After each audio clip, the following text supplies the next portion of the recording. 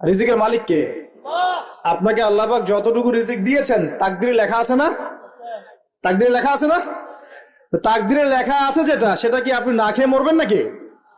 যদি আপনার তাকদিরে থাকে যে আপনি 50 বছর বাঁচবেন আর 50 বছরে আপনি 500 মন চাল খাবেন, কথার কথা, ওই চালের এক দানা বাকি থাকতে আপনি মরবেন? মরবেন না। তাহলে রিজিক কি আমার সাথে সম্পৃক্ত না আল্লাহর সাথে সম্পৃক্ত? এই বিশ্বাসটা করতে হবে। তো দাড়ি রাখলে কি মেয়েরা পছন্দ করবে না নাকি? বলেছে যে বিয়ে করবো না দাড়ি রাখলে, এমন কথা বলেছে? যদি কোনো মেয়ে এরকম কথা বলে, ওই মেয়েকে বিয়েই করার দরকার নেই আপনার। যদি কোনো মেয়ে আপনাকে বলে যে দাড়ি রাখলে ভালো লাগে না, শেভ করতে হবে, না হলে বিয়ে হবে না, বিয়ে করব না, ওই মেয়েকে বিয়ে না করাই উচিত আপনার। ওর তো মানে আপনাকে বিয়ে করার যোগ্যতাই হয়নি, ওর তো যোগ্যতাই হয়নি আপনাকে বিয়ে করার। সে তো দাড়ি নিয়ে প্রশ্ন তুলছে।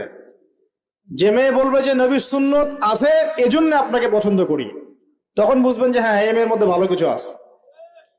যেই মেয়ে দেখবে যে আপনি নামাজি কিনা, যেই মেয়ে দেখবে আপনি নামাজি কিনা, দাড়ি আছে কিনা, ইমানদার কিনা, দিনের জন্য কিছু করেন কিনা, হালাল খান কিনা, ওই মেয়ে ইনশাল্লাহ আপনার ঘরে শান্তি দিবে। আর যেই মেয়ে আপনাকে দেখবে আপনার কত বড় সম্পত্তি, কতটা বড় জমি, কত বড় চাকরি, সুদ খান কিনা ওর কোনো আসা যায় না, টাকা হইলেই হইলো, এগুলোকে ঘরে ঢুকালে অশান্তি আর অশান্তি।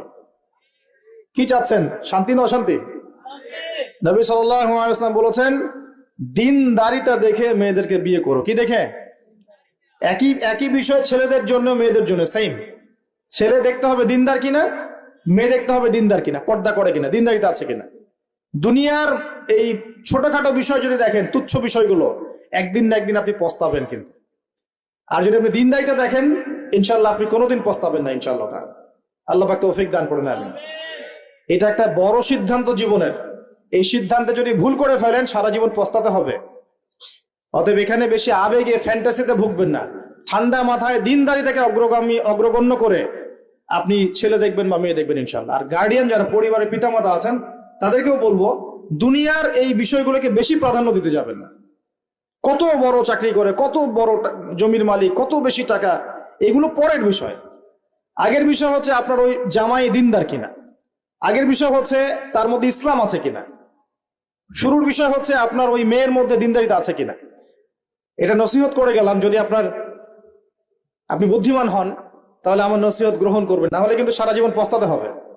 যারা বেদিন জামাই বিয়ে করেছে আর বেদিন মেয়ে বিয়ে করেছে, তারা বুঝবে যে আমার কথার মর্ম কতটুকু।